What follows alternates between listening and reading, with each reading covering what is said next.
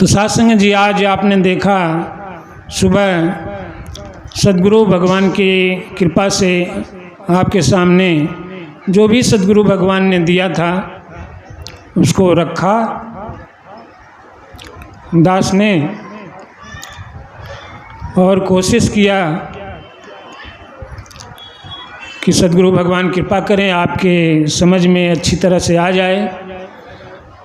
और अगर कुछ भ्रम है, कुछ दुविधा है, तो यह हमेशा सत्संग होता रहता है, हर इतवार हमेशा आते रहेंगे तो इस सत्संग में सारी शंकाएं, सारी भ्रम दूर हो जाएंगे,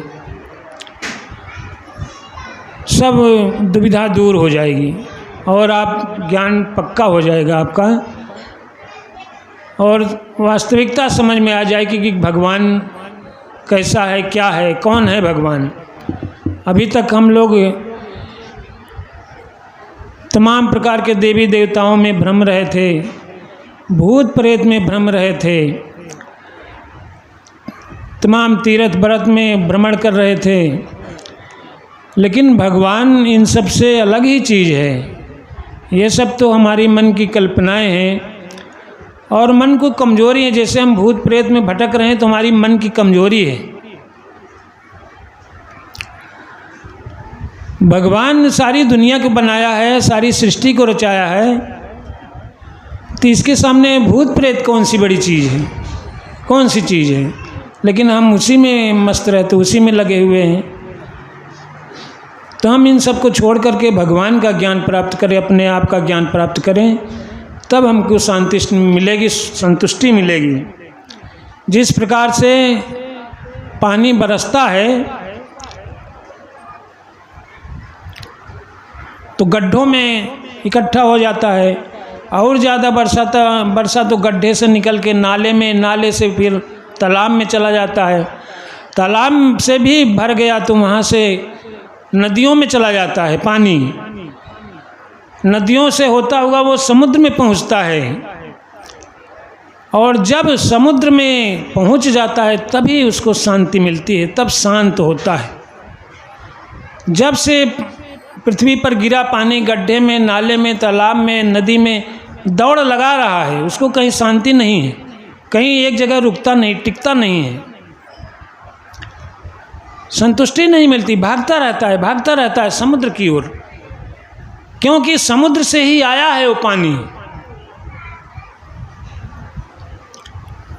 पानी जो बरसता है बादल, समुद्र से ही उसको मिला है पानी, समुद्र का ही पानी आया है और वही गिर रहा है, बरस रहा है।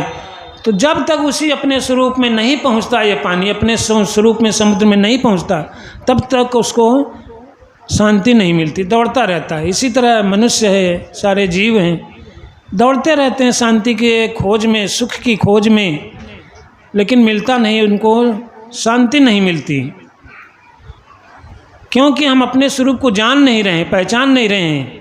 जब अपने स्वरूप को पहचान लेंगे कि हमारा उत्पत्ति कहाँ से हुई, हमारा स्वरूप कहाँ है, कौन है, तो जब स्वरूप का ज्ञान हो जाएगा, उसमें हम स्थित हो जाएंगे, उसमें मिल जाएंगे, अपने स्वरूप में पहुंच जाएंगे, तब जाके कि हमको शांति मिलेगी, सुख मिलेगा।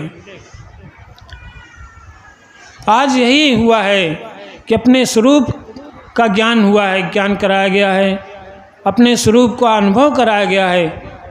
जो ये है वही हम भी हैं, वही आप भी हैं, ना कोई गुरु है, ना कोई चेला है, सब बराबर हैं, सबका स्वरूप एक ही है। तो जब इस चीज़ का अनुभव कर लेंगे गहराई से, इसमें स्थित हो जाएंगे, तब हमको शांति मिलेगी, तब हमको संतुष्टि मिलेगी और परमानंद मिलेगा, सुख मिलेगा, बाकी और कहीं नहीं मिलने वाला है। इसलिए साध संगत जी, मूल चीज़ आप सबको मिल चुका है, इसी में मन लगाइए, अन्यत्र कहीं ना भटकिए और बाबा जी के विचार देखिए। हाँ, सो संतजनों, महापुरुषों, क्या इसी का नाम गुरुमत है? दास तो कहेगा यह ऊपर वाला नक्शा बिल्कुल गलत है। महापुरुषों ने गुरबाणी के अंदर पूर्ण गुरसिखों के नक्शे इस तरह पेश किए हैं। हमने भी ऐसे दो नक्शों के साथ चलना है, जीवन भी गुरबाणी के अनुसार बनाना है, जिस तरह महापुरुष का वचन है।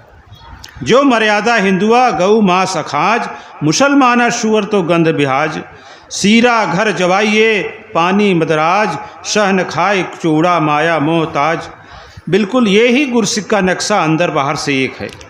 कोई लालच नहीं, बल्कि किसी गुरुमुख ने प्यार से एक गिलास पानी दे दिया तो आगे पूरन गुरसिक जितने तक जी, उस महापुरुष को दूध दिया उसके बदले गुरुमत लाइन बता रहे हैं बाबा जी कि हमको कैसे व्यवहार करना है, जीवन में कैसे चलना है, किस तरह से जीना है, ये बता रहे हैं।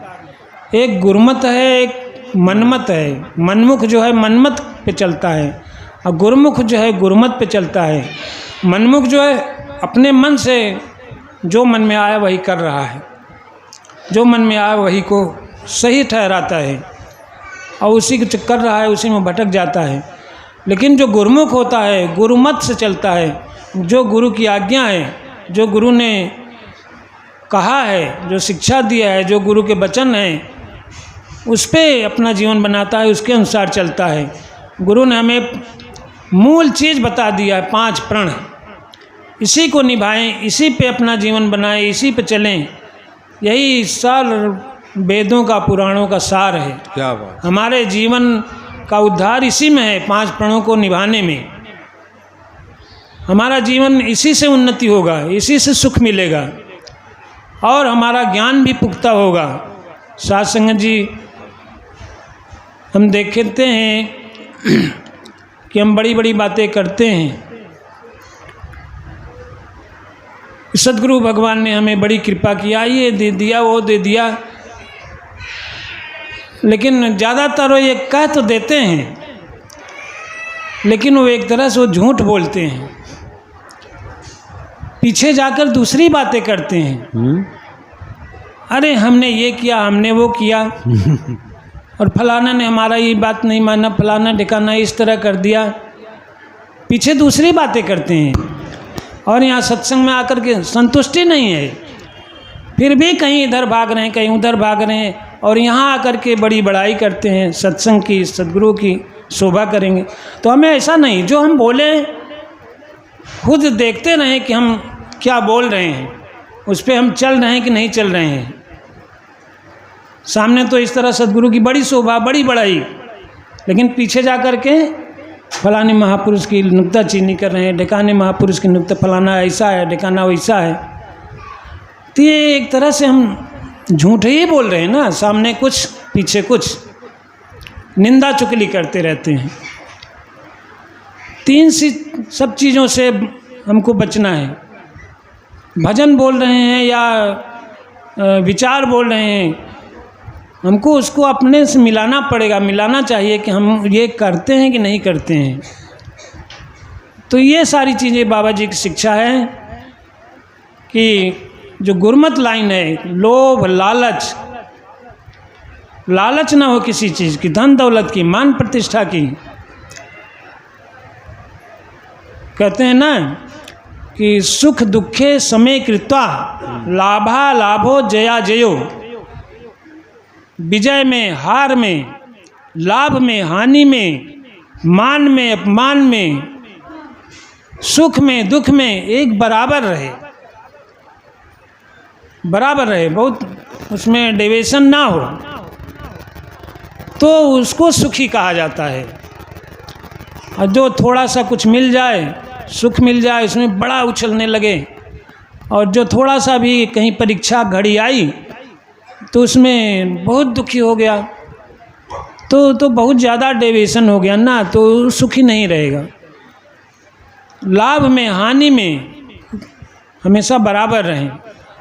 कहीं मान मिल जाए, कहीं इज्जत मिल जाए, कहीं हमें ना मिले, तो उसमें भी बराबर रहना चाहिए। लोभ लालच से रहित हो करके, ईर्ष्या से रही। यही सुबह एक महापुरुष जी ने पूछा कि भगवान ज्ञान तो हुआ, देखा तो, लेकिन इसकी पूजा कैसे करें, आराधना कैसे करें? तो आराधना पूजा यही है, सब में ईश्वर को देखे और निष्कपट होके सबसे प्रेम करे, सबकी सेवा में तत्पर रहे, सबसे यथाउचित व्यवहार करे, किसी को दुर्वचन न कहे, कष्ट न पहुँचाए। यही पूजा है, साकार रूप में जो ये दिख रहे हैं साकार भगवान, यही पूजा है। और निराकार स्वरूप का अपना स्वरूप है, इसमें रमन करना चाहिए, इसमें ध्यान करना चाहिए, इसका ध्यान करना चाहिए। तो साध संगत जी, इस तरह से हमेशा सत्संग हो रहा है। आप सब इसका लाभ उठावें। हमें सद्गुरु भगवान ने बहुत बढ़िया अवसर दे दिया, बहुत बढ़िया ज्ञान बता दिया, बहुत बढ़िया सत्संग बता दिया। और आप सब दास के ऊपर भी कृपा करें। हेलो कोई भी कमी, कोई भी गलती दिखे तो दास को ज़रूर बताएं। बोलिए सद्गुरु भगवान की जय।